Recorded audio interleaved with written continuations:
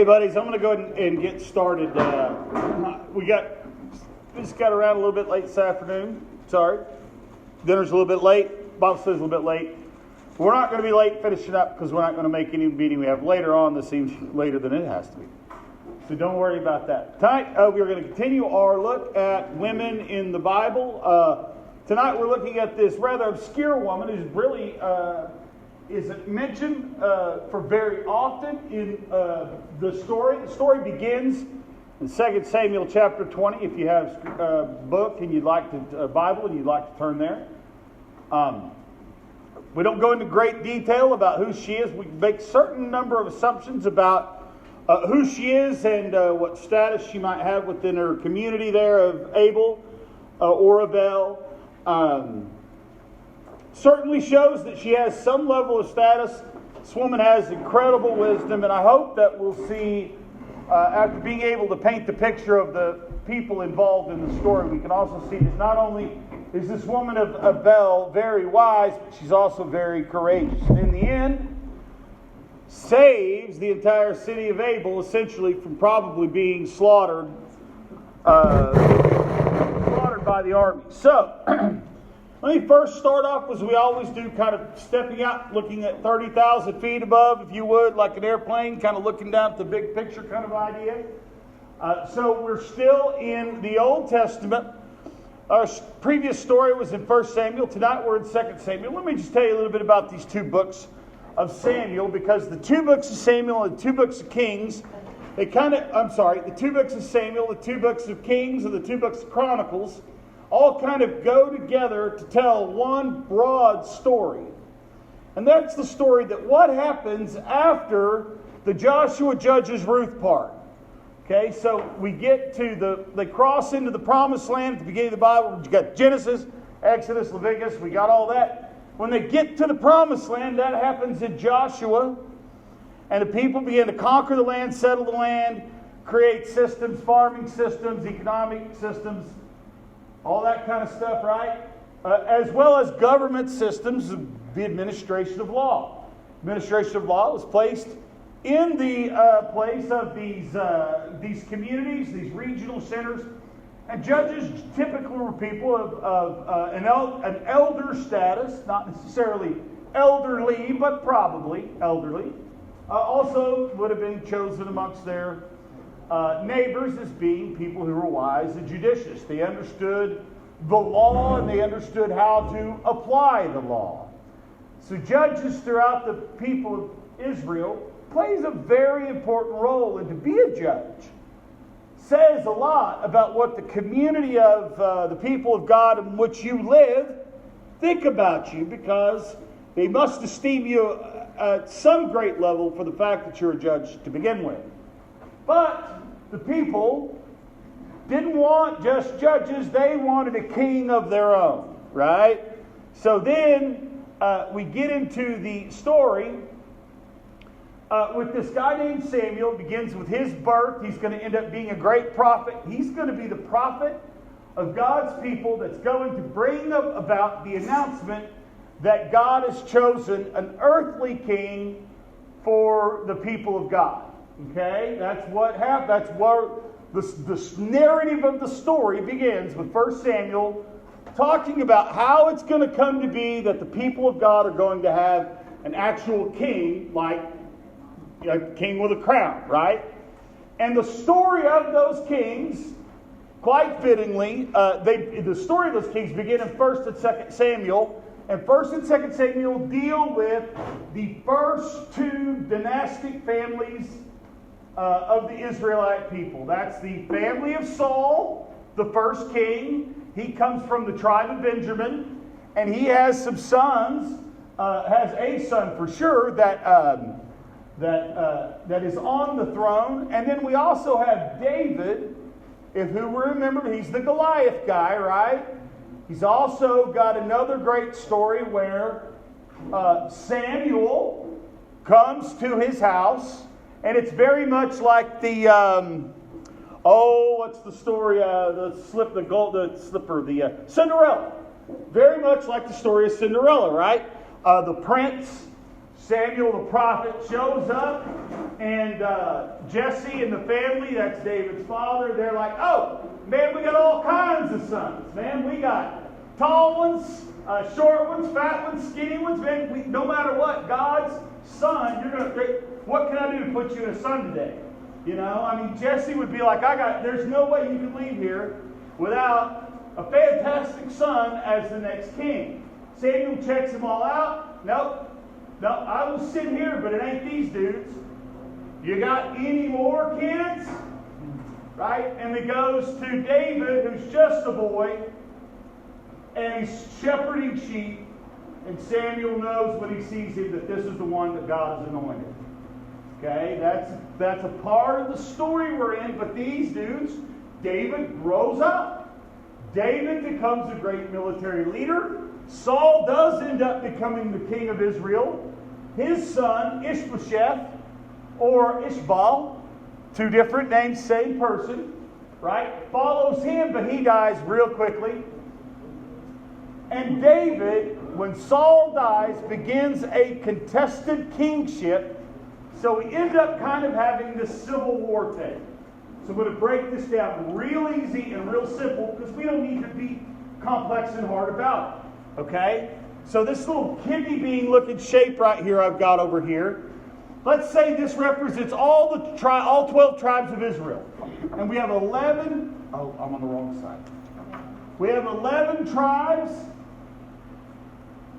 including Benjamin, which is the tribe that Saul comes from.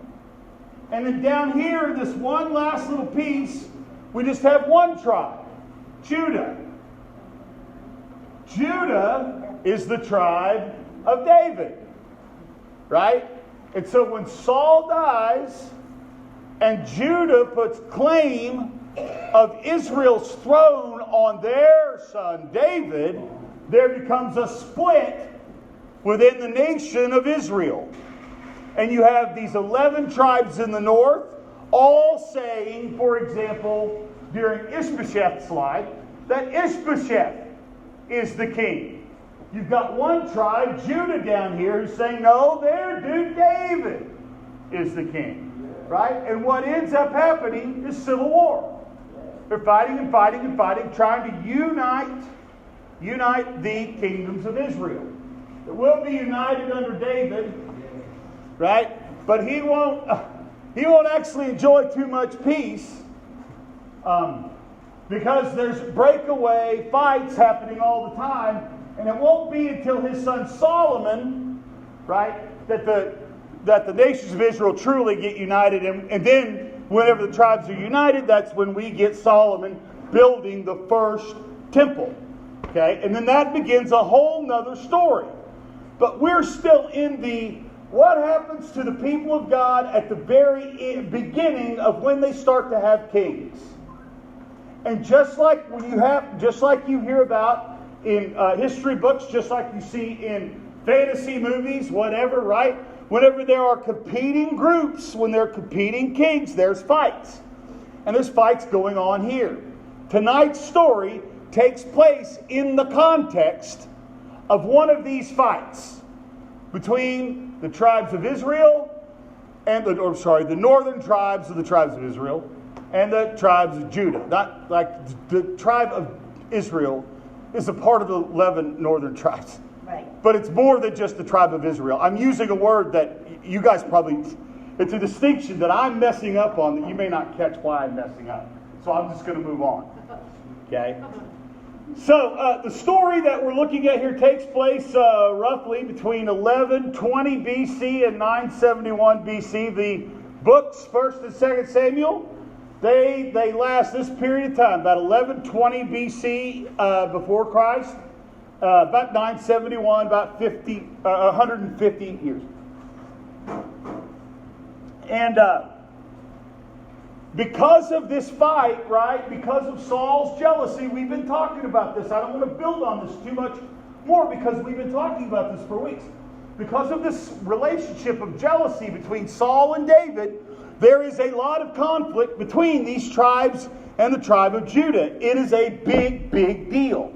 Okay? And one of the big reasons why it's a big deal is because The disruption of this line of kingly succession is thought to be the result of Saul's disobedience to God. Right? Saul's been disobedient to God. He's the first king we ever had.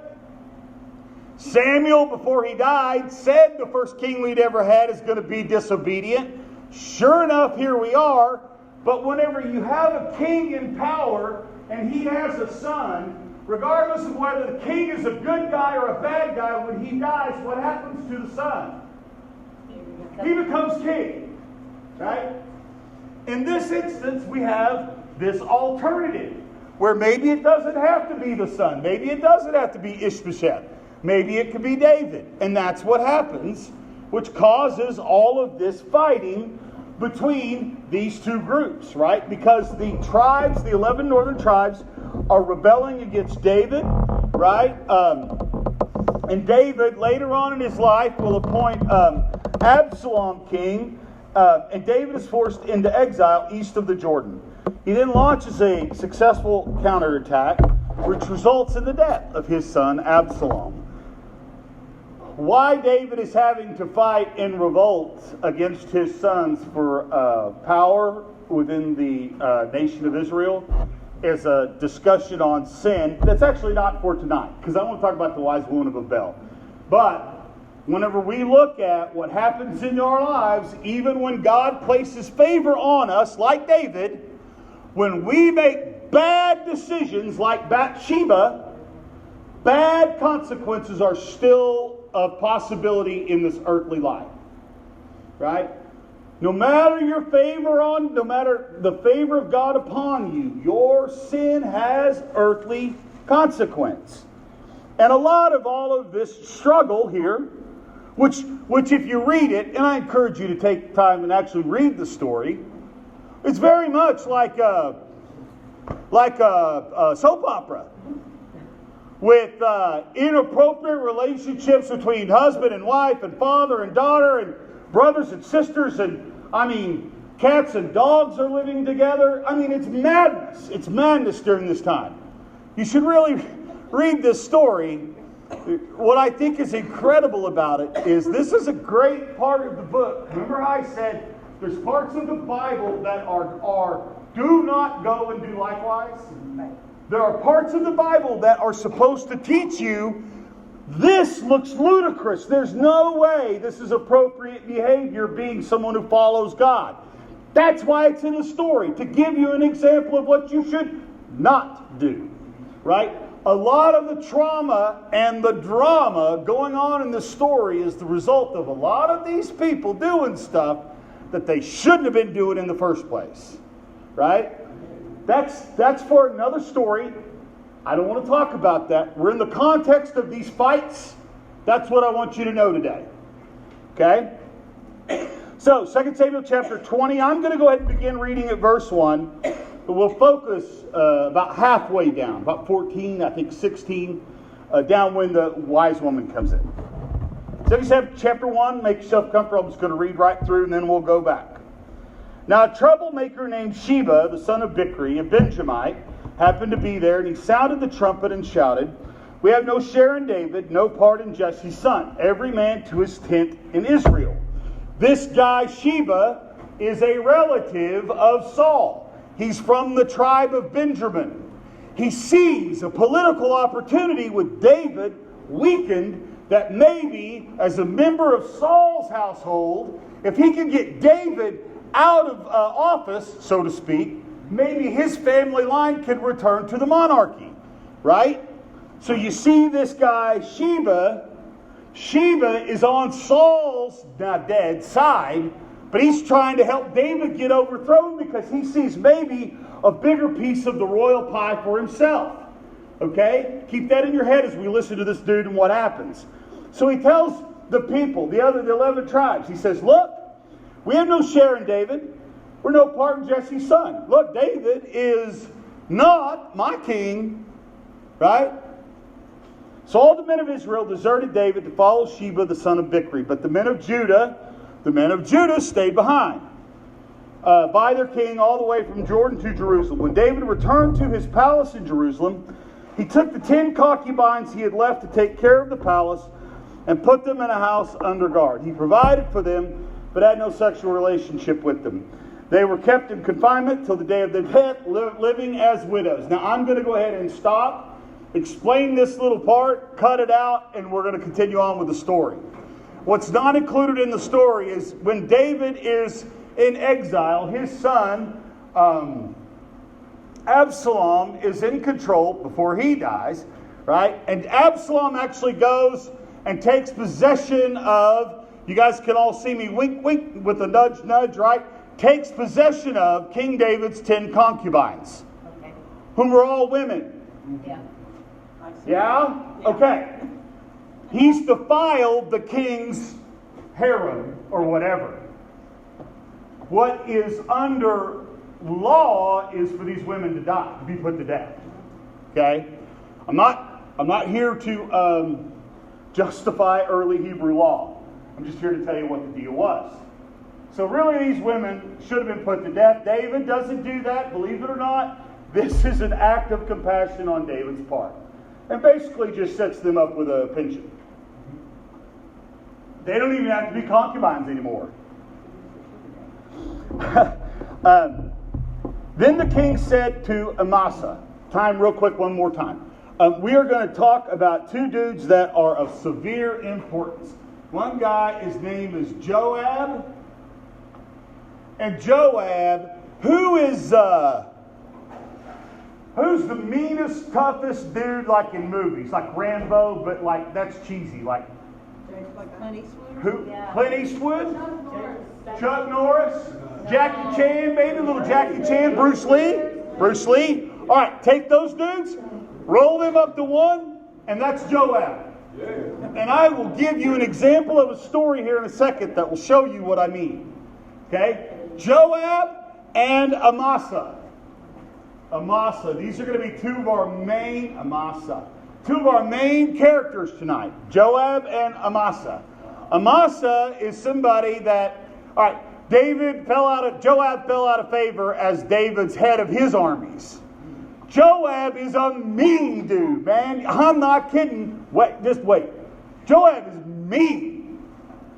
And he gets out of favor with David. And I'll be honest, I just can't remember why. I could look it up, but that would be cheating at this point because I'm already recording. Joab, could be. I don't know. I'm not going to say something I don't know the answer to. And Amasa takes over David's job. And so Joab, how do you guys think, if I'm trying to describe this guy as a vicious, ruthless kind of guy, how happy do you think Joab is being replaced as the king of David's army? What? Good, bad, indifferent? Very bad. Very, very, very bad. Okay. Keep that in mind as we listen to this story of how these two men interact with one another. Okay? Summon the men of Judah to come with me, David says, within 3 days, and be here yourself. But when Amasa went to summon Judah, he took longer than the time the king had set for him. I don't know if I'm going to read through all this. I think I just prefer to actually just kind of go because I don't want to read all the way down and get back to this part again. So Amasa is the head of the armies. He's got to go get dudes for Judah. But he kind of drags his feet. Remember, we live in a pedestrian society in 1000 BC. Right? Camels, baby, horses, donkeys. Few of those, comparatively. Not the Wild West. No trains. Right? Carts. Mainly pedestrian. Okay? Moving armies from place to place is going to be done by foot. Time is of the essence. Judah is about to return fire, so to speak. They're going to counterattack against the 11 tribes of northern Israel. But Amasa, whom for whatever reason, maybe he just didn't like King David's rule as much, just took his time asking for the reinforcements to come. Now, this was a big deal, and don't take my word for it. Let's find actually what David says about how big a deal it was that Amasa took so much time. David said to Abishai, now Sheba, the son of Bichri, will do more harm to us than Absalom did. Take your master's men and pursue him, or he will find fortified cities and escape from us. So Joab's men and the Kerethites and the Pelethites and all the mighty warriors went out under the command of Abishai. They marched out of Jerusalem to pursue Sheba, the son of Bichri.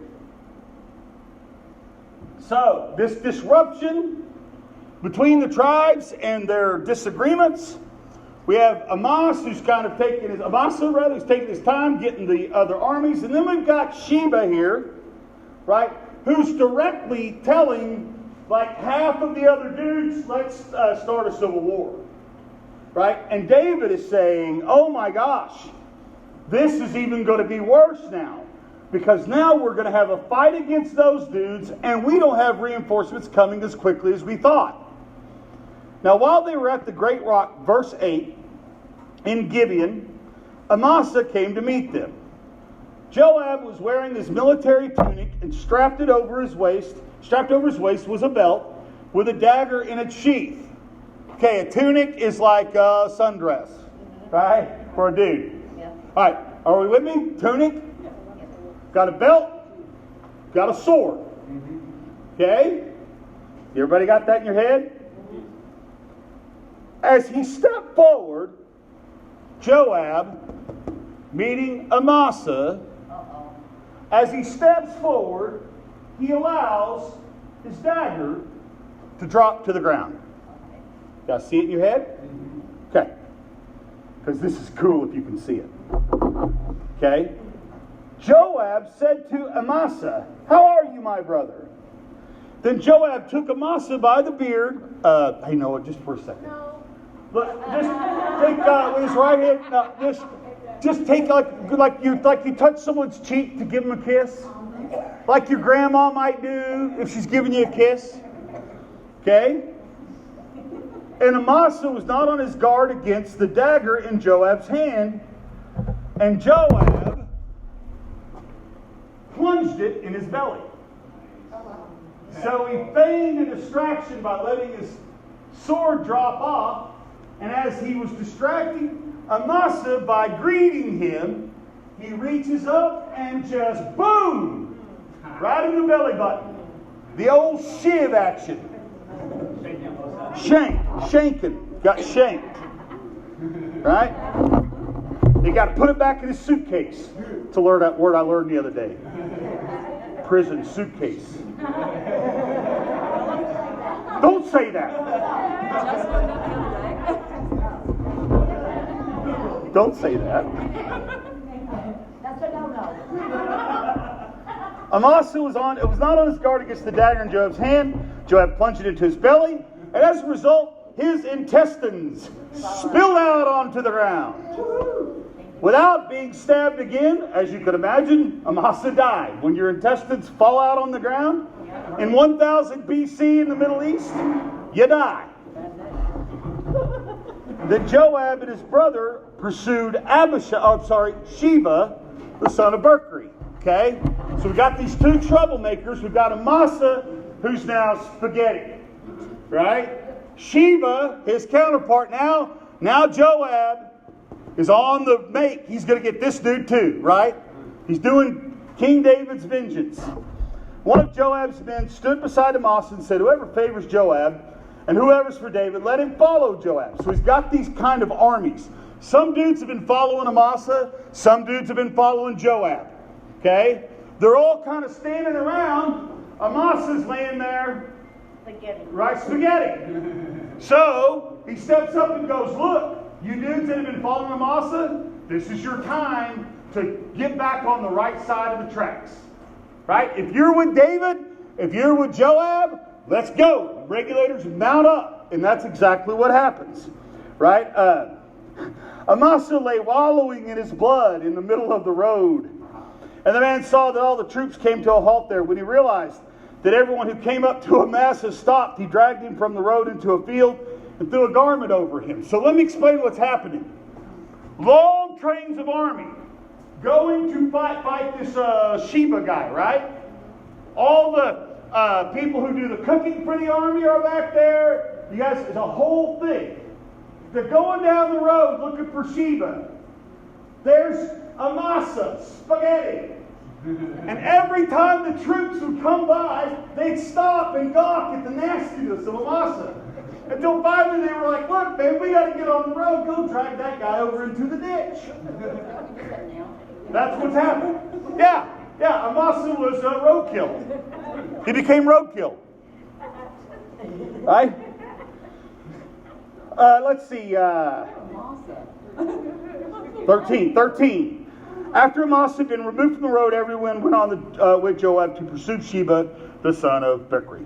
Sheba passed through all the tribes of Israel to Abel, Beth, Makkah, and through the entire region of the Bichrites, who gathered and followed him. All the troops with Joab came and besieged Sheba and Abel, Beth, Makkah, but they built a siege ramp up to the city, and it stood against the outer fortifications. Okay? While they were battering the wall to bring it down, a wise woman called from the city and said, Listen, tell Joab to come here so I can speak to him. He went toward her, and she asked, Are you Joab? He said, I am. Okay, pause. So, big army, tracking along, come to this town up north of Galilee, of the Sea of Galilee, called Abel, Beth, Makkah. They get there, walled city. Right? Like Jericho. Remember we talked about walled city? Walled city. What do? You build a siege machine. You build a ramp that goes to the height of the wall of the town, and then you go up the ramp and over the wall, and you just destroy everything inside. Okay? But what's so great about this? Here's Joab. Remember the whole gutting of Amasa like a fish, right? Let's get those guys! They're building the siege tower. Get up the tower! And it's kind of like Monty Python. Like this old lady opens up the window and goes, what's all this thing? You know what I mean? She kind of stops it, like, what's all this thing? What are you doing? Right? What are you doing? She continued, she said, long ago, they used to say, get your answer at Abel. And that settled it. And what she meant was, this city of Abel is a city within the kingdom of the people of God that was treasured for having people there that were of extreme wisdom. This was not just some backwater dirt farmer town. This was a good city with educated people. What are you doing to our city? We're on your side, is what she's saying. Yeah. Why are you doing this to us? Okay, let me stop right there though, and let me I got to pull this other sheet up here so I can find the Bible verse that I want to. What is this, where does she get this idea that Joab has to listen to her? And let me just find, this is very interesting. I'm going to be able to come back to where I was. That not only were there rules for the people of God in peacetime, but there were rules for God's people during war. Let me read to you a part of God's handbook on how to godly kill people. Okay, called Deuteronomy chapter 20. Right? I say that a bit facetiously, but believe it or not, here we are. Okay, in the Bible right here, Deuteronomy 20, verse 10 and continuing. You don't have to look this up, you can just listen to me. When you march up to and attack a city, make its people an offer of peace. If they accept and open their gates, guess what they get? All the people in it shall be subject to forced labor and shall work for you. Slavery, yay! Right. So the good news is if they give up, they become slaves. Hey guys, I'm going to go ahead and read what happens if they don't. If they refuse to make peace, and then they engage you in battle, lay siege to the city. When the Lord your God delivers it into your hand, put to the sword all the men in it. As for the women, the children, the livestock, and everything else in the city, you may take these as plunders for yourself. And you may use the plunder the Lord your God gives you from your enemies. This is how you are to treat all of the cities that are at a distance from you and do not belong in the nations nearby. Okay? Whenever you go to battle, what do you got to... Hey man, if you want to do this and make God happy, what do you got to do first? You got to at least ask... Yeah, that's right. You got to seek peace first. Right? And if God wills it, then they become your slaves. Yes. Right? And if they don't, well, that's all right, because we're going to kill them all anyway. That's kind of crazy, but here we are. But here's where the woman of Abel is. She doesn't have a lot of arrows in her quiver, so to speak, but she does have Deuteronomy chapter 20, verse 10. Because, as I just described what Joab and his armies began to do, what is the one thing that I failed to mention? They did not seek peace. Now, I tried to really build up this big, tough guy, bad guy, powerful guy character of Joab. And what we are seeing in this moment, because whenever she looks out the window and says, "Are you Joab?" You know what I do if I am who I'm trying to make Joab out to be? I probably have someone shoot that old woman because I'm tired of hearing her talk to me. If I'm really Joab, if I'm really this powerful, but that's not how Joab reacts. He actually responds to her, which means something. It means that she is of some equal status to him. He's the captain of David's armies. This woman is a powerful woman in Abel. Not only is she powerful, but she's wise as well. Because she understands God doesn't allow God's people to just go around attacking God's people willy-nilly. Right? She actually says, long ago, they said, "Get your answer in Abel," and that it settled it. She said, "We are peaceful, we are faithful in Israel." She tells Joab, "You're trying to destroy a city that is a mother in Israel. This is a city that's well thought of. And why is King David's army trying to burn it down? Why do you want to swallow up the Lord's inheritance? Look, the blessings of God have produced a city of wise, caring, faithful people. This is the fruit of God's promise to the people of Israel when He promised them the land, right? That you would have a place where you could live and be safe, and be prosperous, and be wise. Right? That's all the things that God had promised His people when He promised them the land. And here are the people of Abel enjoying it. And here is the king of Israel trying to destroy it. And Joab, perhaps in a moment of clarity, realizes something. That old woman's right. "Far be it from me," Joab replies, verse 20. "Far be it would be for me to swallow up or to destroy. That is not the case. A man named Sheba of Bichri from the hill country of Ephraim has lifted up his hand against the king, against David. Hand over this one man and I will withdraw from the city." This is great. The woman said to Joab, here's her response, "His head will be thrown to you from the wall." Right? If we had books early like Ruth is a story of romance, and Abigail is this, kind of story of courageousness, and if Rahab is this kind of spy mystery, with the spies and hiding out, this story is like a spaghetti western, like gratuitous violence.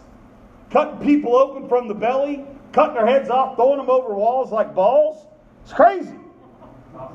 Then the woman went to all of the people with her wise advice, and guess what they decided to do?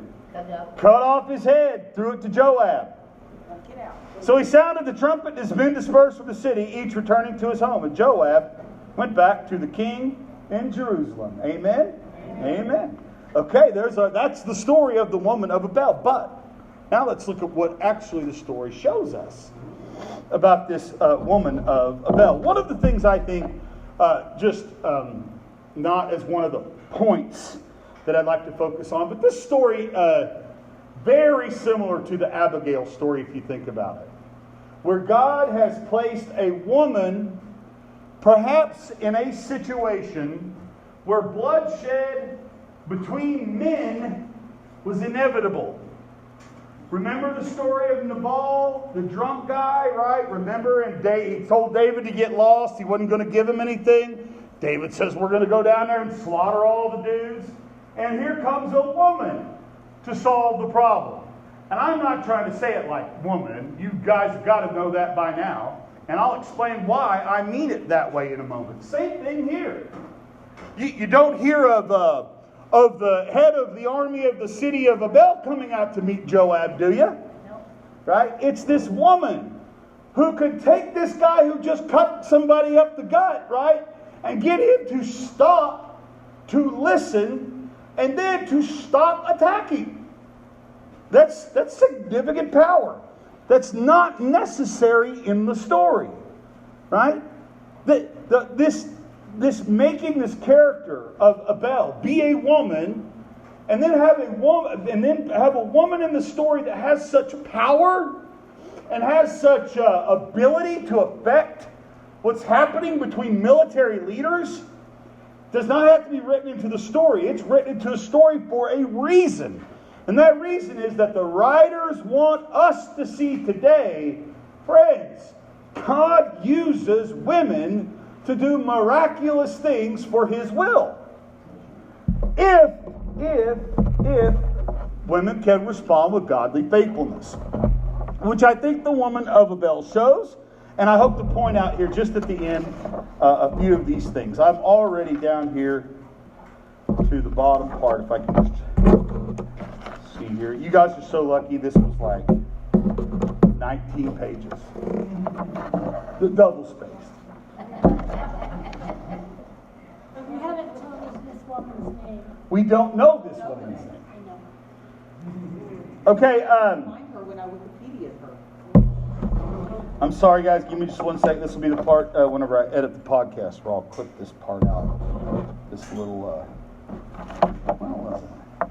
Okay, I can't for my. It just can't see to my eyes. Where my eyes where I'm at.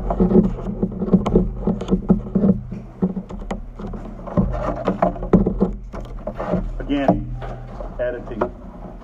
We'll cut this part out.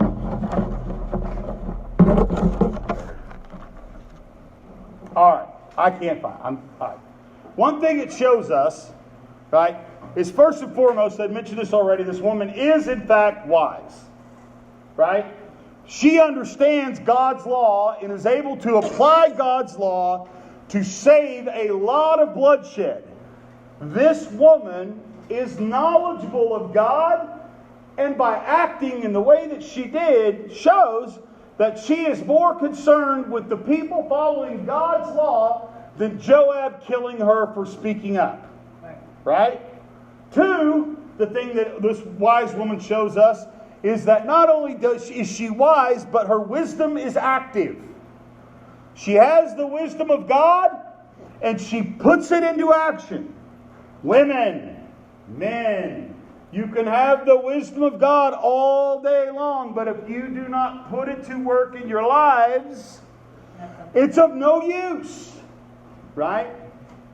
And I think the same thing is true here about a third thing that the woman of Abel shows us. Because not only is this woman wise, and not only is she wise enough to put her wisdom into action, but this woman is incredibly courageous. Incredibly courageous. We cannot undervalue the danger this woman put herself in calling out to Joab and trying to interdict between an army who had already built a siege machine that could have breached the wall of the city. It was likely death for her. But because her faith allowed her wisdom to be active, and because her faith allowed herself to be courageous in God's protection, she was able to take the wisdom she had and actually make it worth something. And that's what the story of the wise woman of Abel, I think, is for all of us. Yes, it's an incredible blessing that this woman was gifted with such wisdom. But such wisdom is of little use unless our faith can make that wisdom active, and that faith can make us courageous. So that's another example, I think, of a woman which God uses because women can be plied into our circumstances, sometimes in ways that men can't because of power dynamics and things like that we have in our society.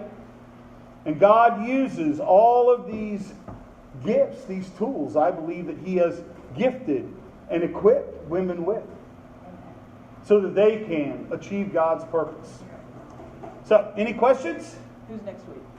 Next week will be, I think I'm going to do a character named Huldah. Huldah? Huldah. Hell. Okay, well, I appreciate it, guys. Thank you.